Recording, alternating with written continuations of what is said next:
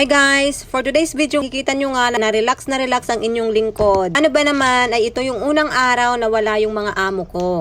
Sobrang late na nga ako gumising ng araw na yan. Kaya naman alas 11 na, nag-aalmusal pa lang ako. Sabi pa lang kasi, tinapos ko na yung mga trabaho ko. Para ngayong umaga, kahit late na ako gumising, konti na lang ang gagawin ko. Pagkatapos ko mag-almusal, naglinis lang ako ng sahig. Nagwalis-walis ng konti. Pero ang totoo, nalinisan ko na talaga yan kagabi. Pero dahil nga naging routine ko na yan araw-araw, ginawa ko pa rin siya. Pagkatapos ko nga magwalis, nagpunas-punas na din ako to make sure lang na malinis talaga lahat.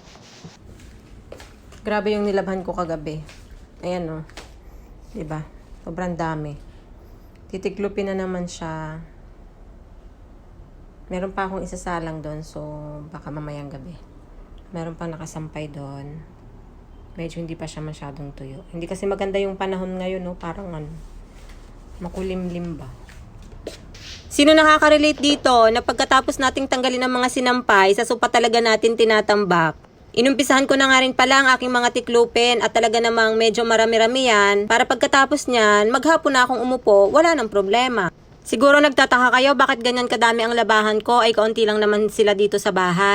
Usually talaga, hindi ganyan kadami ang nilalaban ko pero dahil nga tapos na ang winter, kailangan na ring labhan yung mga damit na hindi araw-araw nilalabhan. Magpapalit na kasi ng damit, syempre yung mga pang summer kailangan nang ilabas. Kaya bago itago yung mga pang winter, kailangan mo na siyang labhan.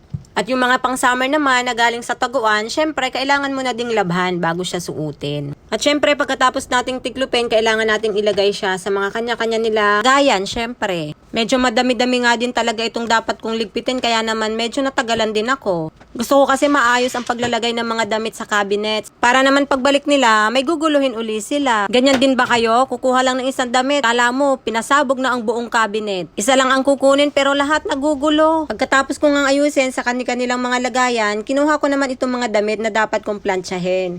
Yan kasi yung mga damit na sinusuot ng mag-asawa, pamasok nila sa mga trabaho nila sa araw-araw. Sinunod ko na rin itong mga towels, nilagay ko na sa toilet para pagbalik talaga nila, ready na lahat. Tinanggal ko na rin itong mga naiwang sinampay at sigurado ako tuyo na rin yan kasi nung gabi ko pa naman yan isinampay, medyo may kaunti lang part na hindi natuyo. Kaya sure ako na sa mga oras na yan ay tuyong-tuyo na talaga siya.